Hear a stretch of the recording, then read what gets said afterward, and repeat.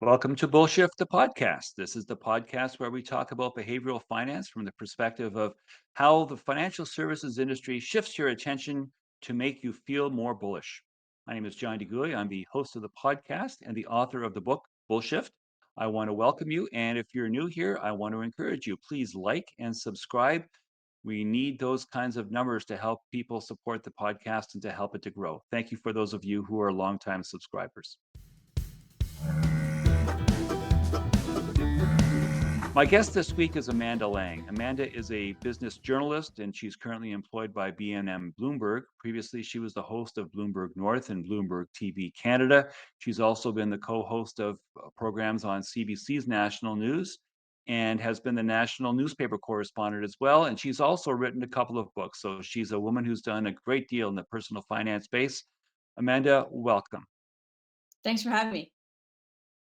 For many of my other guests, I ask them to talk about who they are and what they do, but I think you're a bit of a known quantity. So I think we can skip right to the first question. And I wanted to begin by asking you about forecasts. We're now in the middle of February.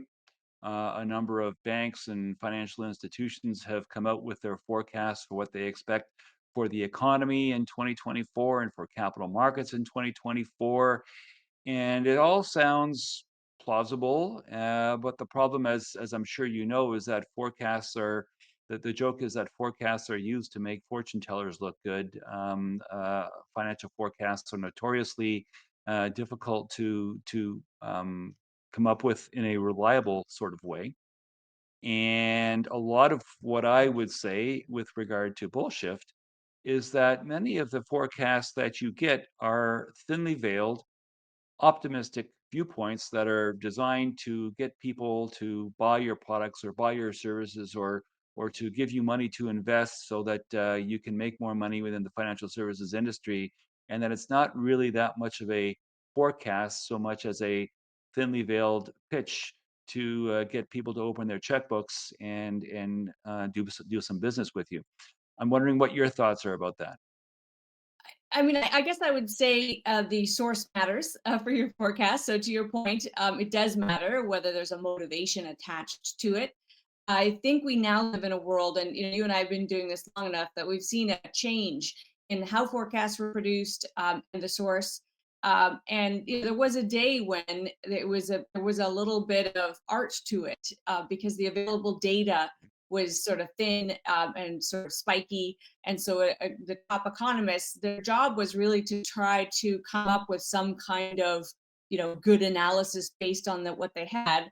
Today the data is abundant, and the really big operations, and I would include our banks in this, have the ability to buy really high quality granular data in real time. So I do think that their ability to forecast is better. And so if you're looking at what you might call, and you and I can talk about whether this is a real thing or not, but a relatively unbiased source, and our bank economists, that I think they are, but certainly you could go to, say, the Bank of Canada and its forecasts, or other central banks, and put them in the category of not necessarily kind of sales skin in the game. And I think we get more accurate forecasts now. Where I would put a big asterisk on that is there is far more uncertainty in the world today than ever before. So while the current data is better and you could actually do great analysis on it, we are also more exposed than we've ever been because of globalization and global supply chains and just in time and all of the reasons why a butterfly flapping its wings really can cause a shift in our forecast here. It does make the forecast a little bit less, I guess, trustworthy than they used to be, and I wouldn't blame any human for that. It's just the system we live in. Okay, so with regard to that, how willing are financial journalists to how willing are they to call out the rose-colored glasses approach of many people who offer these optimistic outlooks? Critical thinking is important. You need to be able to accept that people have the right to their own opinion, and it's very difficult to challenge opinions. But when the evidence is such that a reasonable person might be skeptical, what exactly would you say can be done to help people like you to hold the feet to the fire of the people who are making these optimistic forecasts? I think there's a range, and I think it'll be different for different journalists. And I think the biggest difference will be the degree of information asymmetry. It always exists with us and our guests. And so one approach is to say, okay, I'm going to interview um, somebody who is contrarian to everybody else. And I'm not going to spend the whole time challenging them with everybody else's point of view. I'm just going to let them have their say. But then I'm going to follow it that day or the next day with the other side of that argument. And so you kind of air both out and you don't try to arbitrate every single discussion as you go. And there are pros and cons to that because a viewer might catch one and they might catch the other and they might not realize that's just one viewpoint and it shouldn't be taken as an all-encompassing view, that there is no monolithic truth or right view of what's happening out there. So it can be. I tell you, the one thing that I think financial journalists can do that might be harder for other journalists because we have a little bit better perspective on the motivations. Is I often use the phrase to people, and I used to use it for years with my former colleague Kevin O'Leary, when someone is so-called talking their book, when they have a vested interest in the outcome of what they're saying. You can sometimes, even in a joking way, but it's important to flag for the viewer, just so you know, I'm aware, and you should be aware that this is a kind of a self-interested line, and it doesn't mean it's not true. It could be true, but it also, if it's true, would be really good for this human being. It's one of those things where I wonder, do you think your viewers and listeners have become more savvy with regard to detecting the bullshit in the industry the way they might not have, say, a generation ago? Well, I'm interested in that. As I read your book, I actually wondered, on the one hand, people have more information. So yes, and I think there's a level of kind of cynicism might be one, but realism about the fact that we don't trust people the way we used to. So just societally, and we can trace that to many different sources, but we don't think of our banker and our doctor and our lawyer as these like paragons of knowledge anymore. We challenge them, and we challenge them based on information we found on a computer by ourselves with questionable sources. So on the one hand, there's a healthiness in this that we say, you're not all powerful. And there's an unhealthiness because the source we're using might actually be terrible. So I guess it sort of cuts both ways. I mean, I don't know what you think about that, but I think it's good that we ask questions. It's always good to, and as you note, and many people have, the more intelligent you are, the more likely you are to assume you're wrong about things. But our sources can be terrible because of social media and the internet and just the lack of sort of verifiable fact checking that goes on. I'm wondering if we could talk a little bit about not only uh, direction but degree.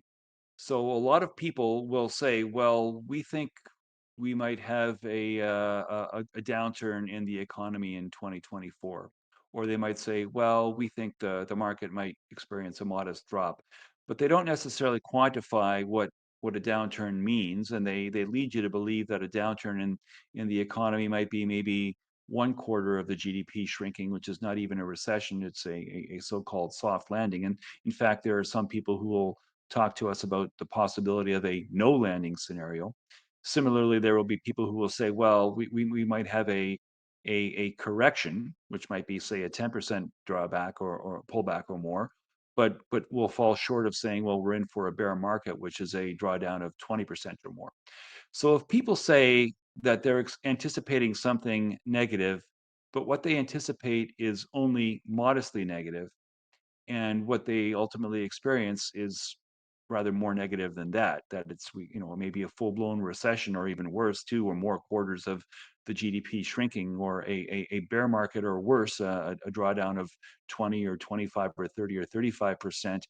When people say, well, we told you there was a chance there might be something bad, but when they make it sound as though the bad thing is going to be only very modestly bad as opposed to more severe, I would suggest that that's still an example of bullshit, that even though you're saying something negative, you're still sugarcoating it and making it sound as though it's going to be not as bad as it actually is. What are your thoughts about the question of degree as opposed to just direction? Yeah, I think that's a good example. And I think, there's an interesting kind of behavioral reason for it as well, from an economic point of view, which is, of course, if we all anticipate a bad recession, we can create a bad recession, right? There is a loop that could go on there. So I don't think collectively economists get together and say, let's soft pedal this so that Canadians don't overreact and send us into a spiral. But I do think the bias will be, if they have to have a bias, their so-called base case will be a little more positive because it actually create positive momentum. So I would say that is just probably human nature. I tell you one interesting thing about what you're saying, which I agree with you. We don't know, and we should, as households at least, leave open the possibility that things could get quite dire. Even as people are saying soft landing, don't worry too much about it. They're calling for rates to, normalize, for cuts to start in April, and there's sort of this sense of, there's going to be relief on the horizon. And I think you and I will agree those two thoughts don't really coexist well together, right? You need a pretty sharp recession for the bank to meaningfully lower rates. They might start to edge lower if we have a soft landing sometime later this year, which is what they've signaled every which way they can. No, never has the central bank, in my understanding, signaled a rate cut in April.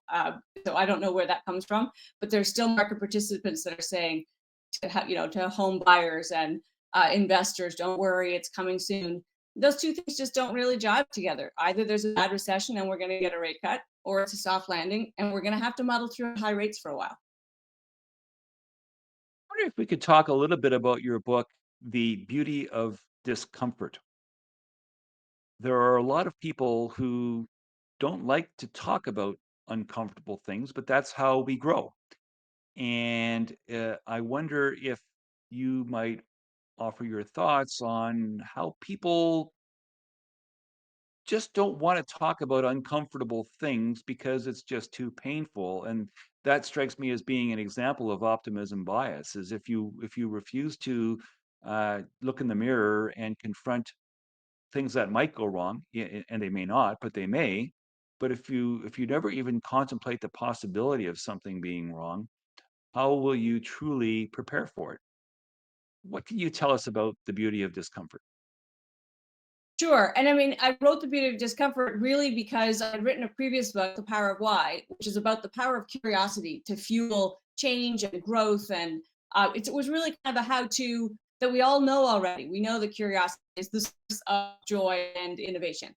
And after I'd written it, and you talk to people and you get the feedback. What I realized is knowing how to do something is not enough because we as humans are so bad at change. We resist it mightily. And even when we know there's something that we quote unquote should do, the status quo is going to be more comfortable. So I started to dig into what's that. So the beauty of discomfort is really about how difficult we find change, and this is a bit the same as your book, which is knowing you have the issue is step one. If you don't acknowledge and kind of lay bare what your problem is, so the point of the beauty of discomfort is, yeah, to say, know that you're not good at this, and that this discomfort you feel is actually the place of return and growth and positivity. It might feel bad, but if you can actually get used to understanding that feeling as a growth place and a place of very positive outcome, you actually can come to enjoy it. And we know people that are good at this, and uncertainty is a big part of the reason, right? We do, as humans, our brains are wired for it. That feeling of knowingness that neuroscientists talk about is a real feel. We're satisfied by that. So I was just trying to explore how to lay out and help people understand better that shortcoming, so that it's not just enough to say ask all the right questions and know what you want to do if you can't do anything about it. I want to talk about change and people's willingness to accept the reality as it's being presented to them as opposed to how they would like it to be. We've got a lot of factors that are objectively challenging right now. We have high debt levels for governments of all stripes at all levels, federal, provincial, and municipal, high levels of debt for individual consumers. We have a yield curve that remains inverted and has been for over 16 months now in Canada and for similarly long times in the US. We have a number of challenges which are systemic. We're dealing with climate change, which is not going to go away. We have a war in Ukraine, which is coming up on the 2-year anniversary next week. We have the ongoing challenges in Hamas with Hamas in Israel and Gaza. We have supply chains that are being disrupted again by Hezbollah. There are just a number of things that are objectively challenging. And the problem that I confront all the time is that I'm not a pessimist. I believe that I'm fundamentally optimistic as well. But there's a distinction between being optimistic and being subject to optimism bias. And the concern that I have is that a lot of people in the industry are optimistic to the point of being jingoistic and biased and not being prepared to look with a clear lens, with a steely-eyed gaze at what it is that they're encountering in the world outside. What are your thoughts on the way people internalize data, internalize the news, absorb the news, and think about decision making in the world around them in early 2024? Well, I think one of the problems that we have is thinking about decision making as a zero sum game, or as though there's a right and a wrong answer, and if we choose the wrong path, we'll be punished by the universe. When in fact, the path we choose is simply the path we choose, and the universe will respond.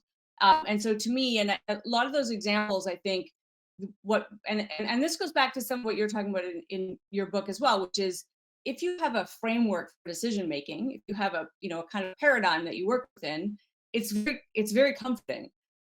It shouldn't constrict you completely, but for instance, when you hear federal politicians, opposition parties calling for, never mind them, business leaders are calling for a fiscal framework. They want so-called anchors. They want targets. That's because it does allow you to say, rather than saying, well, if I try to reduce debt, then that's going to cut into healthcare. That actually limits your ability to do the right thing. The right thing is you have a target you have to achieve, and then you can make a bunch of decisions, but you have to stay focused on the target. So I would say the answer to that is create your frameworks. And yes, it's a messy world, and every decision you make may lead to different outcomes and ramifications, but it's better not to think too much about those in advance, in a sense, if it's within the construct that you have already agreed to. Your values, usually for those of us, if it's financial planning, it would be your desired outcomes, and your risk tolerance. That's a reason why we set them down in advance, if we're smart, so that we don't get distracted by all of the moving parts. And I think you can do that in a lot of walks of life, in a lot of decision making, which is just what is driving me and why. And you do make this point in your book too. You don't want to stay overly fixed on that. You don't want to ignore the changing, aspects, the variables, because could also be dangerous. But the basic framework might stay pretty similar. And I think that's more of a Warren Buffett approach, right? Where you understand what you're doing and why, and you act accordingly. I'm glad you mentioned this because poll after poll these days is talking about how Canadians are thinking the country is headed in the wrong direction. And it's not just Canada, it's the US, it's throughout all of Western Europe and the OECD. There's a consensus that voters, citizens, are generally unhappy with things for whatever reason. Despite that, we're in a situation where we've done, I think, remarkably well in coming out of COVID and getting inflation back, not entirely under control, but to the point where the end is in sight. Where markets are hitting all-time highs, and objectively unemployment is low, and things are going very well. And it strikes me as being perverse and inconsistent. If you're happy with where the country is going, you're probably going to be happy with the economy. And if you're unhappy with where the country is going, you're likely to be unhappy with the economy. But here we are in early 2024. And again, this is not just Canada, it's all over the world.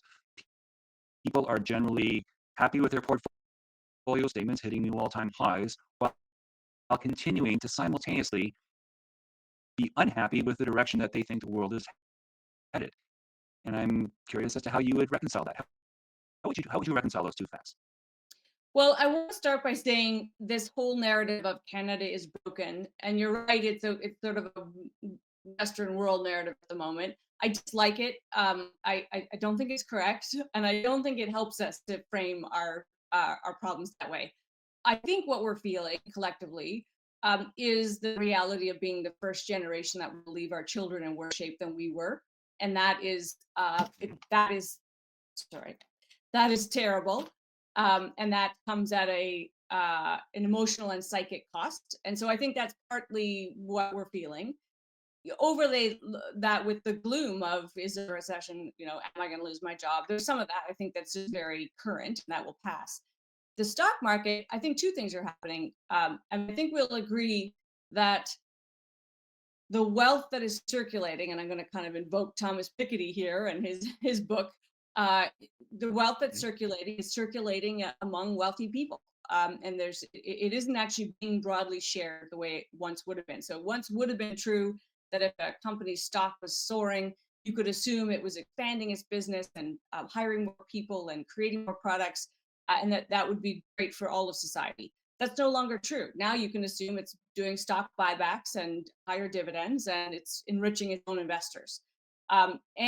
We should note that although the so-called market is rising, it is very concentrated in a few very large stocks. And so the broad-based company out there in the universe of stocks is not being represented by what we're seeing in the indexes. So I guess I would question whether the stock market more broadly isn't a better reflection of what's really happening. But I think there will be this disconnect. And I don't know about you, but I think it's permanent. I mean, I think we've now created a world where the money that is circulating in stocks and real estate and other alternative asset classes is so vast that even a downturn is really going to chip away at all of it. It's going to stay growing in that. And let's remember that high rates are good for a lot of those assets.